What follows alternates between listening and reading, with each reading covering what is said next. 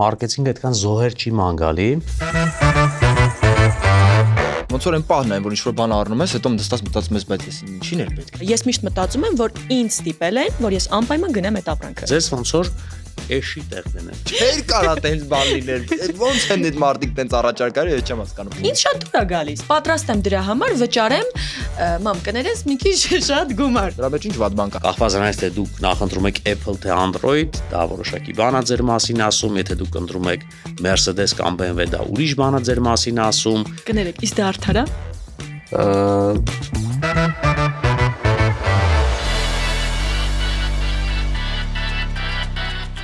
Ողջույն Monk 3 YouTube-յան ալիքի հետևորդներ։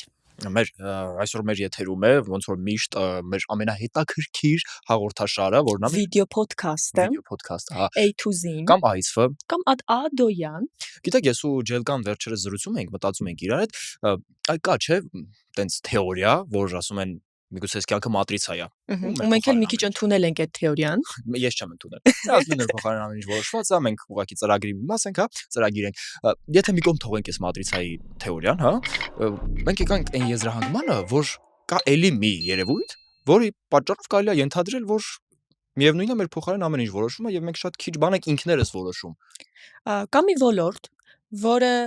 ազդում է մեր եւ ձևավորում է մեր ինքնությունը, ընկալումները ու նույնիսկ ցանկությունները։ Խոսքը մարքեթինգի ոլորտի մասին է։ Դե քանզի պիտի խոսենք մարքեթինգից, որոշեցինք հրավիրել մեր զրույցին Brain ընկերության հիմնադիր Էդվարդ Քանքանյանին։ Ողջույն Էդվարդ։ Կարծես։ Դուք ձեզ համարում եք մարքեթինգի զոհ։ Ես չեմ համարում ինձ մարքեթինգի զոհ, որովհետև կարծում եմ մարքեթինգը այդքան զոհեր չի ման գալի։ Կարող ես այդ ոլորտից եմ, կարամ ասեմ, որ մարքեթինգը առհասարակ որ արվում է, դրա երևի 90% կամ ավելին ոչ էֆեկտիվ է, հետևաբար ես շատ կուզեի, որ դա այդքան հեշտ լիներ ու այդ տենց մենք կարողանայինք որպես զոհեր ունենայինք, բայց հիմնականում տենց չի, դա բավականին դժվար բարդ աշխատանք է, իսկ մարդիկ դրա արդյունքում ուղղակի գիտակցված որոշում են կայացնում, որին մենք ցենց մի քիչ նպաստում ենք։ Ինձ մոտ այդ զգացողությունը չի որպես սպառող։ Այսինքն ես մտածում եմ, որ այդ բաժակը ինձ միտումնավոր են վաճառում, այլ ոչ թե ես մտել եմ ձեր կայք եւ գնել եմ այդ բաժակը։ Եվ սա ինձ համար որպես սպառող բոլոր ոլորտների մասին, այսինքն դա կլինի կոսմետիկ ինչ որ ապրանք, դա կլինի ինտերիերի ինչ որ մաս, տեխնիկա։ Ես միշտ մտածում եմ, որ ինձ ստիպել են, որ ես անպայման գնամ այդ ապրանքը։ Այսինքն եթե ավելի պարզ պատկերացնենք, ոնց որ այն պահն այն, որ ինչ-որ բան առնում ես, հետո մտածում ես, բայց ես ինչին էր պետք։ Ուղղակի տեսեք, կա տնտեսություն, կան միլիոնավոր բիզնեսներ, որոնք պայքարում են ձեր, իմ, բոլորիս ուշադրության համար։ Ու երբ որ ընկերությունները պայքարում են այդ ուշադրության համար, շատ դեպքերում մեզ թվում է, որ տենց հատուկ մեր վրա են աշխատում, բայց իրականում տենց չի, եւ եթե չլիներ մարքեթինգ, եթե չլինեին այդ բիզնեսները, տնտեսությունը առաջ չէր շարժվի, այդքան աշխատատեղեր չէին ստեղծվի։ Դրա համար ես կարծում եմ, որ դրան շատ դրական է պետք նայել։ Այդ մի պահ շատ բաներ չէ բարձրացել, աղմուկ էր բարձրացել, երբ որ մարդիկ ինչ-որ պայի, այտենց ինչ-որ բոլորը զանգվածային կերպով հասկացան, որ երբ որ ինչ-որ բանից խոսում են, հետո Instagram-ով կամ Facebook-ով գովազդ է բերում, այդ նմանատիպ ապրանքի, ասենք, լսվում է, հա, բոլորը այտենց ինչ-որ այտենց վատ արձագանք էր իրականում, որովհետև ինչ-որ վախեցած նույնիսկ, բայց ես միշտ ասում եմ, հա, բայց ինչ վատ է, ասենք, ինչ վատ է, որ ասենք, եթե ես նստած ինչ-որ հարմար չի, եթե ասում եմ, չգիտեմ, այսօր պիտի երեկոյան շանս կեր առնեմ ու իմ մոտ գովազդ է բերում շանկերի, որ կարամ գնամ առնեմ։ Դրա մեջ ինչ վատ բան կա։ Ողոքի ստեղ մի հատ հակառակ կողմ կա, որ բոլոր այն գովազդները, բոլոր այն մարքեթինգային ջանքերը, որոնք գործադրվում են, իրականում շատ կարճ կյանք ունեն։ Այսինքն եթե հիշեք, մի քանի տարի առաջ շատ էֆեկտիվ էր, օրինակ Facebook-ի գովազդը, որը տենց պոստերի արանքում բերում էր կամ այն կողքի հատվածում, բայց երբ որ դա բավականաչափ ժամանակ անընդհատ լինում է ու մարդկանց աչքի առաջ է լինում, նրանք ուղղակի սկսում են չնկատել։ Նույն ձև եղավ արտաքին գովազդի հետ կապված 90-ական թվականներին, դրանք շատ էֆեկտիվ են, որովհետև նորություն էր, մարդիկ շատ ուշադրություն էին դարձնում, բայց հենց մենք արդեն սովորում ենք այդ գովազդը, որ այս հատվածում գովազդ է, մեր հայացքը ուղղակի այդ մասով անցնում է։ Այսինքն ինչ որ պայծառությամբ դրանք դառնում են ոչ էֆեկտիվ եւ մարդիկ մարքեթինգի ոլորտի ներկայացուցիչները սկսում են նոր մեթոդներ մտածել ոնց գրավել ուշադրությունը։ Այդ որ ասացիք շատ հաճախ այդ ուղիղ գովազդը, բայց դրա հակառակն էլ կա այն գովազդը, որը մենք չենք նկատում, դրա մասին եմ ուզում խոսել, որտեվ օրինակ մեր բերված օրինակները հենց ուղիղ գովազդի մասին էր։ Բայց Այո, կա ինչ որ մի գովազդ, ես միգուցե սխալ ասեմ անունը, խնդրեմ ուղղեք, եթե սխալ եմ հասկացել, որը մեզ երկրորդական կերպով, այսպես ասած ենթատեքստով հրամցնում են։ Դա այն կենսակերպն է, որը մենք տեսնում ենք ու ցանկանում ենք բերել մեր կյանք։ Օրինակ բերեմ, ես մինչև վերջերս չէի խմում մաչա։ Ես ավելին ասեմ, ես չգիտեի մաչան ինչ է։ Բայց երբ որ տեսա, որ իմ սիրելի ինֆլուենսերները եւ բլոգերները խմում են, փորձեցի ու ինձ դուր եկավ։ Հիմա բոլորը իմ շրջապատում ասում են դու դա անում ես, որովհետեւ մյուսները անում են։ Եվ նույնը պիլատեսի մասին է։ Վերջին 3 տարիներին, վերջին այս անգլեն բառերը ուղղակի որ ասում եմ, Բորիսի մոտ մի քիչ ուրիշ էմոցիաներ են արթնանում։ Ուզում եմ ասեմ, որ ինչ որ բաներ կան, որոնց մասին մենք չգիտեինք, բայց դա ինչ որ արտաքին ազդեցության տակ եկավ մեր առօրյա ու դարձավ մեր մասը։ Հիմա օրինակ կարող ենք համարել, որ դա ինչ որ կերպով չեմ ուզում ասեմ մանիպուլյացիա, բայց ինչ որ մի կերպով հոգեբանորեն ազդում են մեր վրա, որպեսզի մենք դրա գրողը դառնանք։ բնականաբար, որովհետև բիզնեսները անընդհատ նոր մեթոդներ են փորձում, որպեսզի ընդլայնեն իրենց շուկան։ Կներեք, իսկ դա արդար է։ Հա, որովհետև մարդիկ վերջի հաշվով գիտակցված որոշում են կայացնում, ուրիշ հարց է, որ շատ դեպքերում բիզնեսները, մարքեթինգային ընկերությունները դրան նպաստում են, բայց ամեն դեպքում մարդիկ ավելի շատ հնարավորություններ ունեն ընտրության տեսանկյունից։ Ժամանակին, օրինակ 80-ական թվականներին առհասարակ ավոկադոն չէր կիրառվում, այսինքն ոչ մի խոհանոցում, ոչ մի մենյուների մեջ ավոկադո չկար եւ ավոկադո արտադրողները եւ ընկերությունները, ովքեր ուզում էին դրա վաճառքով զբաղվել, սկսեցին իրան թրենդային սարքել, այսինքն բոլոր առողջ ապրելակերպի հետ կապ ունեցող մենյուներում ինքը ամենահիմնական բաղադրատոմսը դառավ, բաղադրիչը դառավ։ Ժամանակին կանայք չէին ծխում եւ շատ հայտնի այդ Sharon Stone-ի դրվագը, եթե հիշում եք, հիմնական բնազդը ֆիլմից, դա հատուկ կազմակերպված էր ծխախոտ արտադրող ընկերությունների կողմից եւ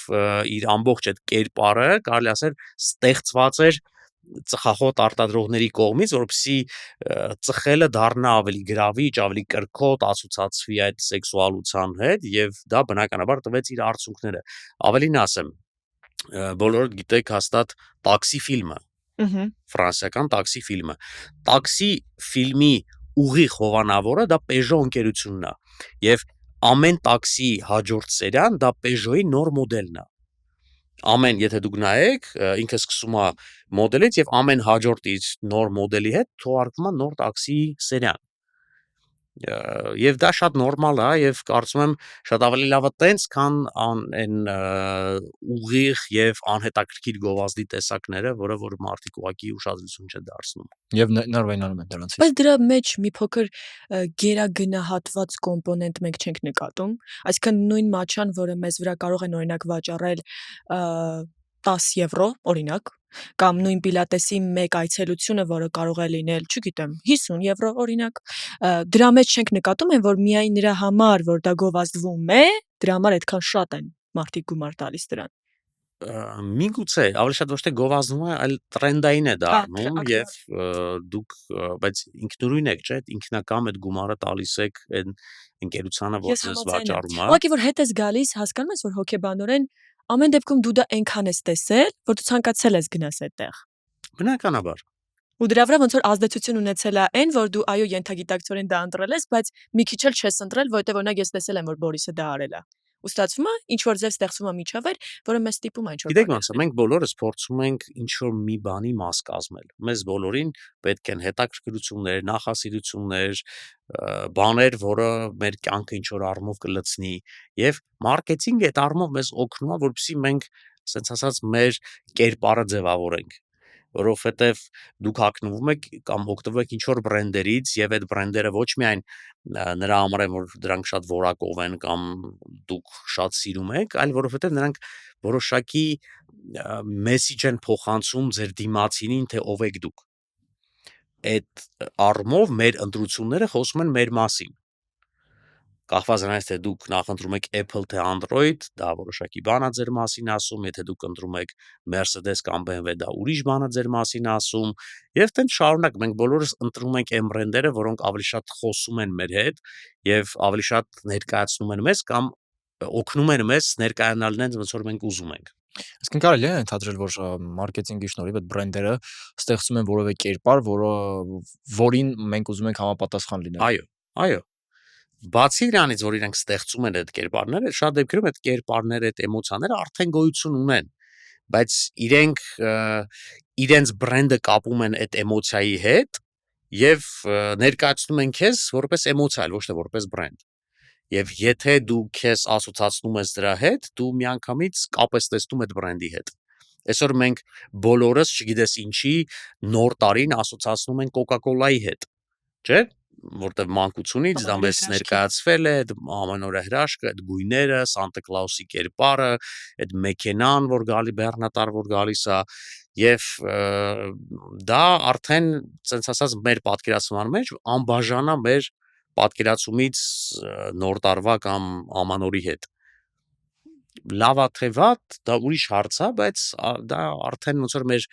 կյանքի մի մասն է, դա միայն մեր սպառողական վարքագծի մասին չի խոսում։ Ես կարծում եմ մարքեթինգը այդ առումով ավելի շատ օգնում է մեզ, որպեսզի մենք ունենանք այն կյանքը, որը որ պատկերացնում ենք։ Եվ այդ տեսանկյունից ուղղակի ես քանի որ նաև ներսից եմ, ես տեսնում այդտեղ ինչքան կրեատիվ աշխատանք է կատարվում, որպեսզի դա տեղի ունենա, ինչքան հաշվարկներ են տեղի ունենում, ինչքան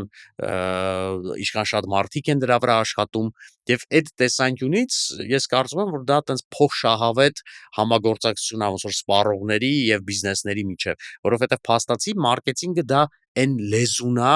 որով այդ երկու կողմերը իրար հետ շփվում են, որովհետեւ եթե չլինի դա, մենք ունենանք մոտարապես այն սոցիալիստական համակարգը, որտեղ կար առաջարկ եւ պահանջարկ, եւ արտադրողները բացարձակ հաշվի չէին առնում քո ցանկությունները, հաշվի չէին առնում թե ինչ ավելի լավ կլինի քո համար, այլ արտադրում են, որովհետեւ պլանով նախատեսված էր այդ արտադրությունը։ Բայց հիմա մենք ունենք շատ մեծ ընտրություն, երբ որ մենք մտնում ենք սուպերմարկետ, արդեն մենք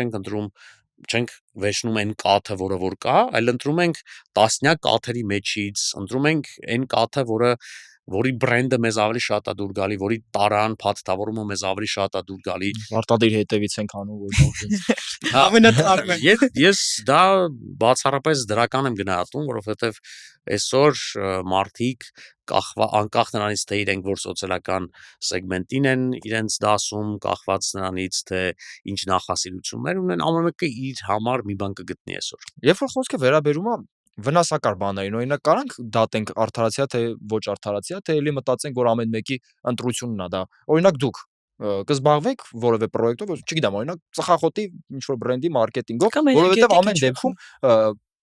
ի վերջո դուրս է գալիս, որ դուք մարդկանց վրա վաճառում եք ծխախոտ։ Գիտեք ոնց է, մեկը կարա ինչ որ մի մոտեցում ունենա, մեկը կարա ուրիշ մոտեցում ունենա, բայց ես կարծում եմ, որ այստեղ պետությունը շատ մեծ դեր ունի կարգավորելու տեսանկյունից, հստակ սահմաններ գծելու տեսանկյունից, որովհետև տեսեք, նույնիսկ գովազդի առումով շատ երկրներ կա, եվրոպական երկրներ կա, որտեղ արգելվում է գովազդի մեջ ներկայացնել մի բան, որը իրականությանը չի համապատասխանում։ Ավելին, դու իրավունք չունես քո փաթեթավորման վրա օրինակ ես կոնֆետը ներկայացնել ավելի մեծ, քան թե ինքը իրականում կա։ Ես կարծում եմ, որ շատ դեպքերում պետք է այդ կարգավորումները շատ խիստ լինեն, հատկապես եթե դա վերաբերվում է երեխաներին, եթե դա վերաբերվում է ապրանքների նկարագրությանը, որը կարա օրինակ սխալ ուղղորդի մարդկանց, ու շատ կողմ եմ օրինակ այն սահմանափակումներին, որը կա վնասակար պրոդուկտների հետ կապած, միջարոց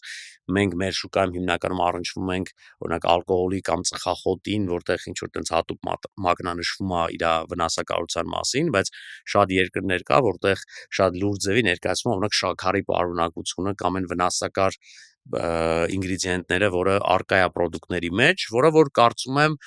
շատ ճիշտ է, որովհետև մարդիկ պետք է ավելի գիտակցված որոշում ներկայացնեն, բայց ամեն դեպքում մենք չենք կարող դա թողենք բիզնեսների կամ մարքեթինգային ընկերությունների խղճի վրա, որովհետև մեկը կարա խիղճը ունենա, իսկ մյուսը կարա չունենա։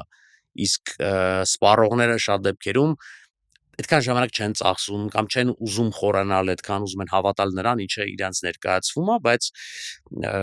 ես կարծում եմ, որ այդտեղ պետությունները շատ մեծ դեր ունեն։ Ուզում եմ խոսեմ մեկ այլ թեմայից, որը ինձ համար կարևոր է այնքանով, որ ես դա շատ եմ սիրում, խոսքը անձնական բրենդի եւ ինֆլուենսեր մարքեթինգի մասին է, որոնք ստեղծում են շատ հաճախ միջավայր կամ մարդկանց խումբ, community ասվածը,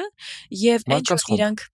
մարդկանց խումբ եւ այն որ իրենք սպառում են, ես նույնպես ցանկանում եմ սպառել, որպեսզի ոչ թե լինեմ իրենց նման, այլ լինեմ այդ բրենդի մեսիջի գրողը։ Օրինակ, ես շատ եմ սիրում Hailey Bieber-ին եւ իր Rode brand-ը, որ այս վերջին տարիներին տենց շատ հայտնի դարձավ, իհարկե նաև հայտնի դարձավ, որովհետև Justin Bieber-ի նախկին սիրելին նույնպես brand ունի, խոսքը Selena-ի Rare brand-ի մասին, ուսուցին համեմատություն, դրամա եւ այլն, բայց այդ ֆոնին ես փորձեցի այդ երկու պրոդուկտներն էլ Չնայած որ սիրում եմ Selena-ին, բայց ես ընտրեցի Rode brand-ը Խոստովանություններ։ մենակ նրա համար, որ իրանց մարքեթինգը անհամեմատ լավն է։ Այսինքն այդ նույնիսկ այն հեռախոսի չխոլները, որոնց հետևում որ տեսել ես, որ գլոսներ են սենց Այո, այո, տեսել եմ, միացայնացել եմ։ Իմ ու քո զուգահեռ իրականությունները նույնն է։ Այդ հեռախոսի պատյանի մասին։ Անկամ ունեմ դրանից, տեսել եմ, հա, օգտագործում։ Երբ որ գլոսը դնում ես, հա, սենց սիրուն մանես գալի, ու այն փաստը, որ ես եւ Hailey Bieber-ը նույն բանն ենք օգտագործում, ինձ շատ դուր է գալիս։ Այսինքն ես պատրաստ եմ դրա համար վճարեմ, մամ կներես մի քիչ շատ գումար եւ լինեմ ֆինանսապես անտառաճանաչ այդ պահին։ Ու այդ պահին հասկանում ես, որ մենակ այն փաստը, որ Hailey-ին կարողացել է ստեղծի նման մասշտաբների բրենդ, դու դառնում ես կամ այդ բրենդի հետևորդը, կամ դառնես խոցելի այդ բրենդի կողմից։ Հիմա մենք ոնց ենք հասկանում։ Մենք դառնում ենք մարդ, ում դա վաճառում են, թե մարդ, ով որ դա ընտրում է։ Մի քիչ որովհետև իմ կարծիքով այդ ինֆլուենսերների տեսանկյունից որ նայում ես լրիվ ուրիշ իրականություն է։ Տեսեք, այսօր կան հազարավոր, միլիոնավոր սելեբրիթիներ, աստղեր, երգչուհիներ, երգիչներ, դերասաններ եւ այլն, բայց նույն ձեր նշած Hailey Bieber-ը այսօր տրենդեր է ստեղծում։ Այսօր աղջիկների մեծամասնությունը իրենց Pinterest-ում հետևում են հենց Hailey Bieber-ին, այն բառակայում, որ ինքը ոչ երգչուհի է, ոչ տենց դերասանուհի է, այլ բայց ունի ոչ, որ մարդկանց vocation-ում է, շատերը փորձում են տենց հակնել, այսինքն միջև այդ բրենդինգ գալը նա արդեն ձևավորել է այն լսարանը, որը իրեն հնարավորություն է ստեղծել այդ բրենդերը։ Այսօր որոշակի shift է տեղի ունենում, փոփոխություն է տեղի ունենում, թե ոնց են բրենդերը ու այն հատկապես այն բրենդերը, որոնց հիմքում կա այդ ինֆլուենսերներ, ոնց են ստեղծվում։ Նրանք չեն ստեղծվում, որովհետև այդ մարդիկ հայտնի են, այլ ստեղծվում են նրա համար, որովհետև նրանք կարողանում են իրենց շուրջ ձևավորել լսարան, որոնց իրենք կարան կոնկրետ պրոդուկտներ վաճառել։ Դա ուղղակի խոսում է նրա մասին, որ այսօր որոշակի փոփոխություն է տեղի ունեցել, թե մարդիկ ում են հետևում, թե մարդիկ ոնց են սպառում եւ ոնց են ուզում, որ բրենդերը իրենց ներկայացնեն։ Ժամանակին դա կատարում էր ռադիոն, այդ ֆունկցիան, TV-ն, դերասանները, ինչ որ ամսագրերը եւ այլն, նույն բանը հիմա է, ուղղակի մեդիաներն են փոխվել։ Բայց կարող ենք այստեղ մի կարևոր բանի անդրադառնալ, որ ես որպես սպառող, երբ որ մտածում եմ այդ ոլորտում, օրինակ այդ ազնվության մասին բարոյական, որ ինչքանով է ճիշտ, որ ես այդ մատիտին տալիս եմ 25000 եւ այս մատիտին տալիս եմ ընդհանուր 2500 դրամ, բայց սա Hailey-ն է օգտագործում, սա ուղղակի, չգիտեմ, ինչ որ մեկը, սա Boris-ը, արդար է այդտեղ մտածել, որ այդտեղ չկա ազնվություն ընդհանրապես։ Այսինքն մարդը իր անվան վրա է այդ գումարը ստեղծում։ Բայց որոշումը դուք եք կայացնում։ Դուք ունեք ընտրություն նույն բանի կրկնօրինակը թեմույց պատվիրել շատ ավելի էժան։ Դուք միշտ ունեք այդ ընտրությունը։ Բնականաբար, եթե մենք փորձենք ամեն ինչ ռացիոնալ գնահատել, մենք առհասարակ, չգիտեմ, կհագնվենք շատ པարզ, մենակ այն ամենաֆունկցիոնալ, ամենամատչելի բրենդերով, բայց տենց չի։ Այսօր մարդիկ 100,000-ավոր դոլարներ վճարում են օրինակ ժամացույցի համար, եւ դրա ընդդիմախոսները ասում են դե կապ չունի, հիմա դե մեկը ժամա ցույց տալիս, ինչ կապ ունի, բայց տենց չի։ Հələ մի հատ Հեռախոսը։ իրական ժամի ինտուզիաստի հարցրեք, արդյոք ինքը դա ժամը իմանալու համար է կապում այդ ժամացույցը։ Չէ, բնականաբար։ Արդյոք մենք մեքենաները ընտրում ենք մենակ դրա համար, որ A կետից B կետը հասնենք, ոնց որ շատերը ներկայացնում են։ Բնականաբար ոչ։ 99% դեպքերում ոչ։ Մեր կյանքի մի հատ զգալի մաս անցնում է գումար վաստակելու վրա։ Եվ մենք ուզում ենք դրա դիմաց համարժեք փոխհատուցվել։ Պատկերացրիք, եւ դրա մի կարևոր մասը նաեւ գումար ծախսել այն բաների վրա, որը մեզ էմոցիոնալ հաճույք է պատճառում, այլ ոչ թե միայն ֆունկցիոնալ խնդիր է լուծում մեր համար։ Փաստորեն ես Վայելեք ձեր Աշխատած գումարը։ այո, ռոլտինգ Անգիստ, մի քեզ զոս գա, մի մտածի, որ քեզ խապել Մեկ են ազգում եմ, որովհետև այդ էնդորֆինը, որը ինձ տալիս է այդ մատիտը, որին ես տալիս եմ այդքան տարօրինակ բաներից աղտում ջերգա։ Ամեն դեպքում արդարացված է, եթե մտածեմ այս տեսանկյունից, ոչ մի հաս Եթե չեմ դուք զղջայիք ձեր գնման մասին հենց այն պահին, որ դա ստացայիք, կնշանակի, որ այո, ինչ որ ձև մանիպուլյացիայի է ենթարկվել եւ միգուցե չարժեր, բայց դա ձեր համար նաեւ դաս կլինի, որ հաջորդ անգամ տենց չանեք։ Բայց եթե դուք ամեն անգամ հաճույք եք ստանում այդ product-ը օգտվելուց, նշանակում է դա արդարացված է։ Ես չեմ կարա չխոսեմ, որովհետեւ դա ամենանյարդայնացնող բանն է։ Ինչի են մեր մոտ product-ների գովազները այդքան վատ անում։ Ինչի են բրենդներն են դա ուզում։ Դուք ավելի լավ կիմանաք, խոսքս են հատուկ է ոնց է կոչվում դա placement, որ ինչ որ բան է, ես անձամբ sense ամեն ինչ սմետանի ես անձամբ այդ ամեն ինչի մեջ եղել եմ ու ես հասկանում եմ, որ ֆիլմ արտադրողի կողմից դժվար է, որովհետեւ այդ են ուզում։ Հիմա ասենք, եթե քեզ գումար է պետք որ արտադրես ֆիլմ, սերիալ, չգիտեմ, կոնտենտ, պիտի հովանավոր գտնես, հովանավորն էլ այդ է առաջարկում, իրաք ստիպված պիտի ես այդ ամեն ինչի մեջ եղել եմ, դրա համար եմ լավ պատկերացնում, էլի։ Ես նկարվել եմ պրոյեկտներում, որտեղ այդ տիպի է գովազդը։ Բայց ինչի են ուզում, որ չգիտեմ, ինչ որ տեսարան խաղան ու մեկ էլ իսկ դուք կերել եք այս եսի ինչը, բան, որ շատ անբնական, մաքսիմալ չհամապատասխանող ու մաքսիմալ նյարդայնացնող։ Անկեղծ այս գովազդները, որ տեսնում եմ, չեմ ուզում ոչ մեկի նեղացնեմ, բայց Սա Բորիսի հոգու ճիճներ։ Վատ արձագանք առաջանում, քանի թե ցանկությունն այդ product-ը ձեռք բերելու։ Ես կարծում եմ դա գալիս է կրեատիվ ստեղծագործող թմերի ալարկոտությունից։ Նրանք փոխանակ մտածեն իրականում էֆեկտիվ մեթոդներ, ոնց այդ placement-ը լավ անեն, որովհետև այդ նույն placement-ի շատ լավ օրինակներ կա։ Ասենք James Bond-ի հայտնի օրինակը, որտեղ ինքը իր Մարտինին խմում է, կամ Aston Martin-ը, կամ Omega ժամը, ու դրա շատ կամ նույն տաքսին, որի մասին մենք խոսեցինք, դրանք շատ լավ placement-ի օրինակներ են, բայց շատ դեպքերում այդ ստեղծագործողները բավականաչափ ջանք ու ցանկություն չունեն այդ ամեն ինչը ավելի հետաքրքիր ձևով անել, իսկ դրա ամենահեշտ ձևը, որպեսզի արդարացնեն այն գումարը, որ ստանում են, դա տենց ակնհայտ ձևով անելն է, որպեսզի պատվիրատուն, որը եւս չունի միգուցե այդ գործիքները, որ գնահատի դրա էֆեկտիվությունը, հասկանա արդյոք, երբ որ այդ տեսարանում իմ թթվասերը տենց առաջի պլանում է երևաց դա նպաստեց իմ վաճառքների վրա, եւ բնականաբար ինչքան բիզնեսները չեն վերահսկում դրա էֆեկտիվությունը, այդքան ստեղծագործողները եւ վաճառողները ոնց որ էքսպլուատացիայի են ենթարկում այդ մարդկանց վստահությունը եւ գումարները։ Ես կարծում եմ, եթե այստեղ երկկողմանի բան պետքա տեղի ունենա, որ բիզնեսները պահանջեն էֆեկտիվություն, իսկ դիմացինները ջանք չխնայեն դա ավելի հետաքրքիր ձևով անել։ Փաստորեն դա մի քիչ անազնիվ է, էլի։ Եթե մենք մի տեսարանում 4 հատ տեսնում ենք այդ placement-ը, ուրեմն օրինակ ինձ հանդեպ որպես սպառող անազնիվ է։ Ոչ թե անազնիվ, այլ մի քիչ անհարգալից է։ Ձեզ ոնց որ էշի տեղ դնեն։ Այսինքն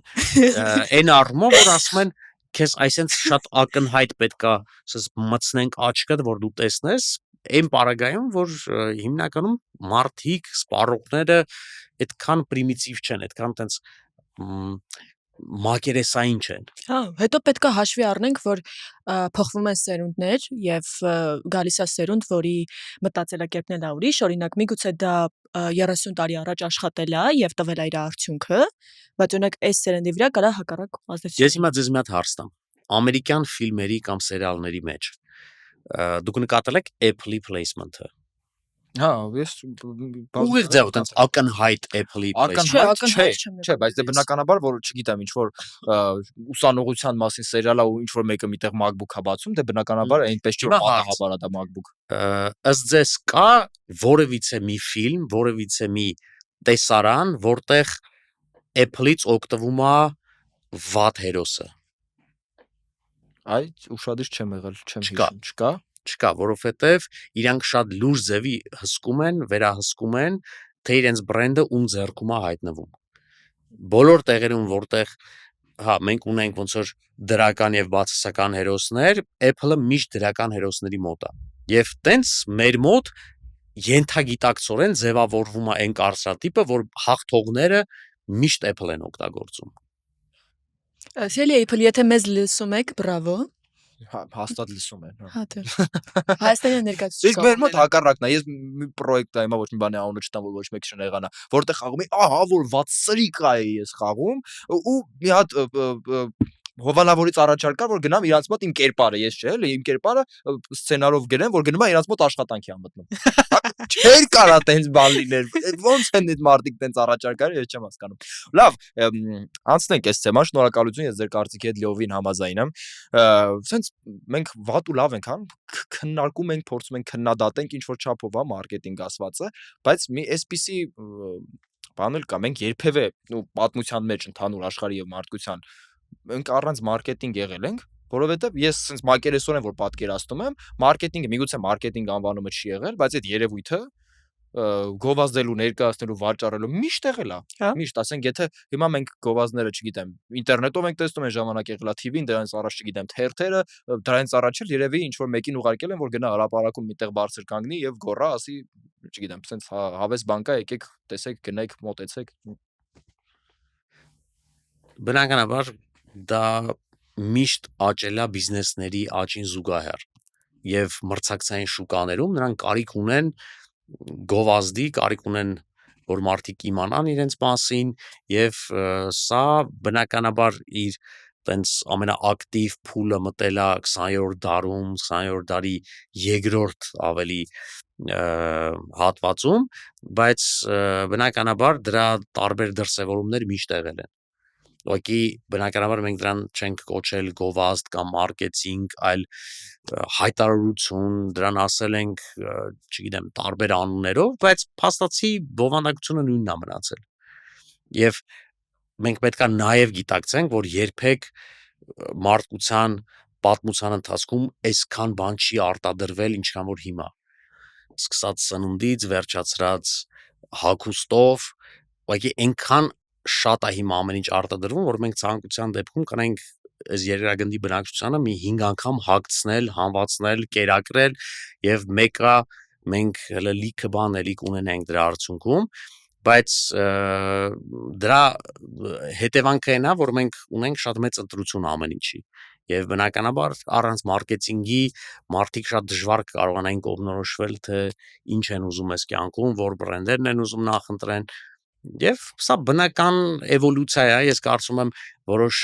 ու հիմա իմջալս նկատվում արդեն այդ տենդենսը, երբ որ շատ բրենդեր, այդ թվում նաև այն mass market բրենդեր գնում են այն տրամաբանության, որ որոշակի առումով կրճատեն մարդկանց սպառումը, վաճառեն ավելի միգուցե թանկարժեք, բայց ավելի երկարակյաց պրոդուկտներ, օրինակ հագուստի պարագայում, որտեվ ժամանակին հագուստը ոնց էր մարդիկ արտադրում էին, վաճառում էին, հայրը հագնում էր, հետո փոխանցում էր երեխային, առաջի երեխան, հետո երկրորդը, երրորդը, Էջներից տուժածը ամենափոքր եղբայրն էր։ Հա, բայց ամենահետաքրքիրն էր, որ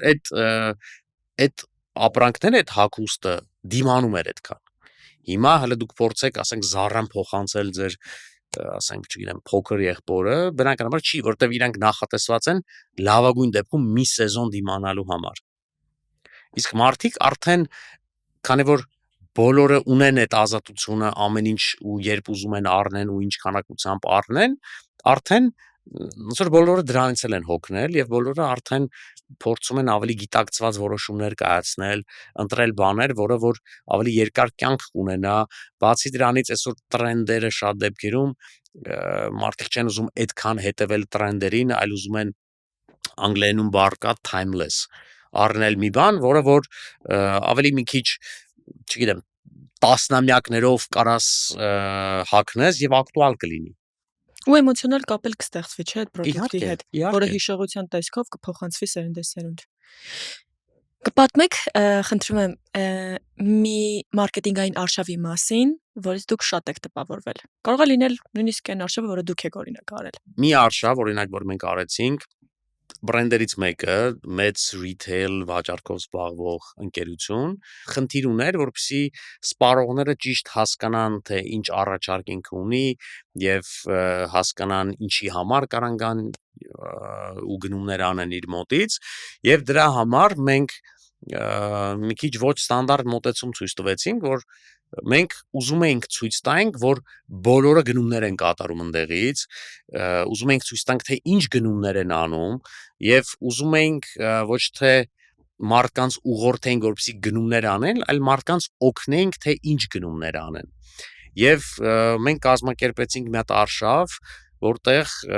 մեր թիմակիցների օգնությամբ շատ մեծ քանակությամբ կոնտենտ նկարեցինք, թե մարդիկ ոնց են շոփինգ անում ընդեղից եւ ինչ են առնում։ Եվ ավելի շատ ինֆլուենսեր ոճի կոնտենտներ սկսեցինք ստեղծել անդեմ առանց մարդկանց, որտեղ մարդիկ գնում էին շոփինգ էին անում, ներկայացնում էին իրենց շոփինգ լիստը, պատմություններ էին պատմում, որովհետեւ մենք տարբեր կերպարներ էինք ստեղծել, օրինակ մեկի դեպքում դա երիտասարդ աղջիկ էր, որը համալսարանից նոր ավարտել էր եւ դեռ ամուսնացած չի եւ ինքը գնում էր իր հոբիների հետ կապված գնումներ էր անում, ներկայացնում էր, պատմում էր գներով իր շոփինգ լիստներ ներկայացնում, հաշվում էր թե իր գնումները ինչքան նստեցին, մեկ այլ կերպար ավելի ամուսնած, ավելի մի քիչ մեծ տարիքով ամուսնացած կին էր, որը երեխաներ ուներ, որը իր երեխաների հետ կապված շոփինգներ էր անում եւ այլն եւ մենք հետևում ենք այն դինամիկային իրենց վաճառքների, այն product-ների, որը որ մենք ներկայացնում ենք մեր վիդեոների մեջ։ Եվ այս վիդեոները չէին գնում այդ ընկերության հիմնական edge-ով, այլ գնում էին նորաստեղծ edge-երով եւ մենք որոշ ժամանակ անց ձևավորեցինք ինֆլուենսերներ, որոնք ամեն մեկը, չգիտեմ, 3000, 5000, 10000 ֆոլոուերներ ունեին, որտեղ իրենք հետաքրքիր կոնտենտ էին ներկայացնում։ Բայց իրենց ամբողջ կոնտենտը դա shopping experience-ներ իրենց։ Եվ ինչ ենք մենք նկատում, որ դրա արդյունքում վիդեոների անալիզիկան, երբ որ մենք նայում ենք, մարդիկ շատ մեծ քանակությամբ save են անում վիդեոները, share են անում վիդեոները, իսկ դա ինչ է նշանակում, որ մարդը ուղարկում է իր օրինակ կինը ուղարկում է ամուսնուն, ասում է տես, ստեղ sense մի հատ ապրանք կա, արի այս շաբաթ կիրակի գնանք առնենք սա։ Եվ մենք հստակ կոռելացիա ենք տեսնում ներկայացված ապրանքների եւ վաճառվող ապրանքների միջեւ։ Մեկ այլ օրինակ, արդեն ռեստորանային սննդի ոլորտում, որ մենք այդ ռեստորանի համար ստեղծեցինք մի հատ էլի մարքեթինգի մեջ գոյություն ունի տենց հերոս product հասկացողություն, այսինքն մի product, որի համար նրանց կճանաչեն եւ ստեղծեցինք մի հատ sense գաղափար, որ այդ product-ը վիրուսային շատ հայտնի product է, որ բոլորը հիմա դա են փորձում։ Եվ մենք հիմա մոնիտոր ենք անում իրենց վաճառքները, եւ մենք անձամբ երբ որ գնում ենք այնտեղ, ասենք նկարահանում անելու, մենք տեսնում ենք, որ 10-ից 9 գալիս են ու հենց այդ product-ն են պատվիրում։ Այն բaragային, որ ասենք, չգիտեմ, 2 շաբաթ առաջ այդ product-ը ուղղակի չկար իրենց մենյուում։ Իսկ հիմա բոլորը գալիս են այդտեղ հատուկ այդ product-ի հետևից, որովհետեւ ձեր ասացի պես մտածում են, որ բոլորը հիմա դրանից են փորձում, բոլորը պետքա անպայման, եթե դու տրենդային ես, եթե դու չգիտեմ, ասենք, սիրում ես նոր բաներ փորձել, դու անպայման պետքա գնաս սա փորձես։ Բայց որ ասեցիք արշավներից մեկի մեջ, որ կին ուղարկում է ամուսնուն, մենք մեզ մի հատ հարց եկա, որ անպայման ուզում եմ տամ։ Կարող ենք ընդունել այն փաստը, որ կանանց ու տղամարդկանց վրա տարբեր արշավներ են անում մարքեթինգային։ Իհարկե։ Այդ հաստատ է, չէ՞։ Ու Միանշանակ, ազդեցությունն էլ։ Ինչ նույնը պիտի անեի։ Չէ, կարա ստեղծվի օրինակ այս ինչ որ, հա, շոկոլադի բրենդ, որը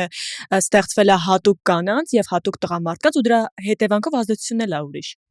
Այո, որովհետև սպառման վարքագիծն է տարբերվում, որոշումներ կայացնելու ձևն է տարբերվում։ Ինչով։ Սկսենք նրանից, որ եթե կան հարաբերություններ, որտեղ կա կին եւ տղամարդ, ամենայն հավանականությամբ որոշման հիմնական ծանրակշիռ մասը գնում է կնոջ վրա։ Թվում է թե տղամարդն է որոշում կայացնում, բայց իրականում դա ես տենց գաղտնիք չեմ բացահայտի, բայց մարքեթինգի մեծամասնությունը, եթե դա բացառապես տղամարդու համար նախատեսված product չի, ուղղված է կանանց։ Շնորհակալություն։ Խնդրեմ։ Մենք հետո պիտի բանավիճ ենք ուղղակի, Ոչ բանավիճ է, ինքը ուղղակի ուզում էր թեման տանել, ես գիտեմ ուր էր տանում թեման, դրա համար ես մեծ։ Չէ, ուղղակի կարևոր հարց է։ Գովազդներ լավ էլի, գիտենք։ Կանայք են կայացնում հիմնական որոշումները, նույնիսկ, ասենք, չգիտեմ, շինանյութի կամ ասենք տան վերանորոգման հետ կապված, թվում է, որ տղամարդը շինարարությունն եւ այլն, բայց կանայք են մեկա որոշում, ասենք, չգիտեմ, այս սալիկը թե այս մյուս սալիկը պատերը ինչ գույն լինի, տղամարդիկ օպցիաներ են ներկայացնում։ Տղամարդիկ գնում բերում են։ Ուղղակի վերջ։ Մենք մեր պարզա մեր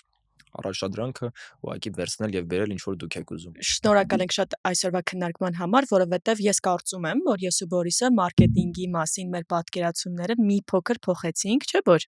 Նշանակ մի փոքր չէ, բավականին։ Շնորհակալ ենք, որ դիտեցիք մեր այս շաբաթվա էպիզոդը, հուսով ենք, որ հետաքրքիր էր ու անպայման սպասելու ենք ձեր մեկնաբանություններին։ Դե տեսություն։ Կհանդիպենք մյուս շաբաթ։